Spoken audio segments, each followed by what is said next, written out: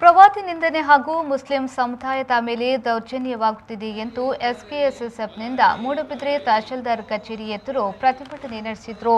ವಾಗ್ಮಿ ಅಹಮದ್ ನಹೀಂ ಫೈಜಿ ಮುಖ್ವಿ ಪ್ರತಿಭಟನೆಯನ್ನ ಉದ್ದೇಶಿಸಿ ಮಾತನಾಡಿ, ಜಾತಿ ಧರ್ಮದ ಹೆಸರಿನಲ್ಲಿ ಮುಸ್ಲಿಂ ಸಮುದಾಯವನ್ನ ಅವಹೇಳನ ಮಾಡಿ ದೇಶ ಒಡೆಯುವ ಕೋಮುವಾದಿಗಳ ವಿರುದ್ಧ ಕಠಿಣ ಕಾನೂನು ಕ್ರಮ ಕೈಗೊಳ್ಳಬೇಕು. ಆಹಾರದ ಕಾರಣಕ್ಕಾಗಿ ನಮ್ಮ ಮೇಲೆ ದೌರ್ಜನ್ಯವೆಸಗುವ ಹಕ್ಕು ಯಾರಿಗೂ ಇರುವುದಿಲ್ಲ.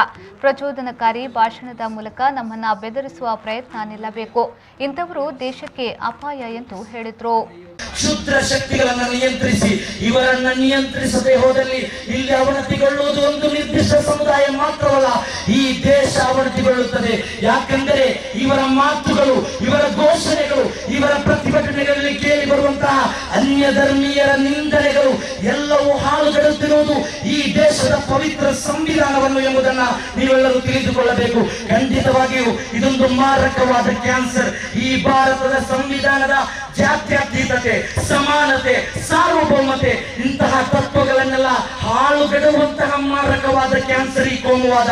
ಖಂಡಿತವಾಗಿಯೂ ಇಂತಹ ಪ್ರಚೋದನಕಾರಿ ಭಾಷಣ ಮಾಡುವವರನ್ನ, ಇಂತಹ ನಿಂದನಾತ್ಮಕ ಘೋಷಣೆ ಕೂಗುವವರನ್ನ ಕಾನೂನಿನ ಬಿಗಿ ಹಿಡಿತದಲ್ಲಿರಿಸಿ ಅವರಿಗೆ ತಕ್ಕುದಾದ ಶಿಕ್ಷೆಯನ್ನ ಈಗಿಂದೀಗಲೇ ಜಾರಿಗೊಳಿಸಿ ಇವರನ್ನ ಹೀಗೆ ಬೆಳೆಯಲು ಬಿಟ್ಟರೆ ಖಂಡಿತವಾಗಿಯೂ ಈ ದೇಶವನ್ನ ಇವರು ತಿಂದು ಮುಗಿಸುತ್ತಾರೆ.